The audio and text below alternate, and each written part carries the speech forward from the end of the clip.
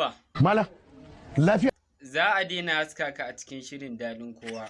To, akan wanne dalili kuma akan wace hujja? Sabida ka ƙi ka gaya wa mutanenka su min subscribe. Kai, to naji. Don har kana so a dawo haska ka a cikin shirin dadin kowa. To ka sa mutane 100,000 su min subscribe. Me? 100,000? 100,000? 100,000?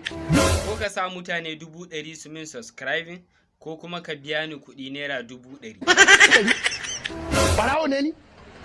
To ba zan biya ba. To, na ce ba zan biya ba. Ku dole. Malam Musa, kaifa, bara ka ce a danna mun subscribing ba ne? To ai ku danna mai subscribing, kun ji? Ni ne naku ɗan asali, Faruk ɗan asali. Please subscribing domin samun ingantattun bidiyoyi. Alhaji Mala ya yi ko kore shi daga wajen aiki. Transformer ya siyar domin ya azurta kan shi. Sannan kebus ɗin da aka ajiye ofis ɗin shi, an neme su an rasa. Ok, amma na ji ya ce zai kai ku ƙara kotu. Ba shi da ƙarfin da zai iya kai mu kotu balantana ya ɗauki lauya. Kai, idan ma da gaske ne ya kai mu ma ƙarar. Wallahi. Haidar, ya ake ciki batun kes ɗin kawo Mala?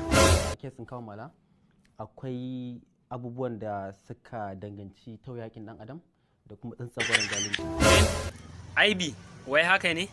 Wannan gaskiya ne abin da ya faɗa domin kuma a bayyane. To wannan dalili ne sa nake ganin ya kamata mu tashi tsayin daka don ganin mun kwato mai haƙƙin shi ta kowane irin yanayi. Doctor, me za ki ce game da abun da Ivy da Haidar suke da niyan yi? Na ji daɗi da wannan yunkurin da aka yi. Mala Adamu, ba kwa tunanin ku dawo da shi kan aikin shi saboda kar a tona muku asiri a kotu? Hujjoji masu ƙarfi wanda idan na gabatar da su a kotu, wallahi Alhaji Mala shirye shi zai juyo da mujiya a kotu. Haidar, ka ji abun da ya faɗa. Gaggauta mai da shi bakin aikin shi in baka ba, za mu haɗa a gaban alƙali.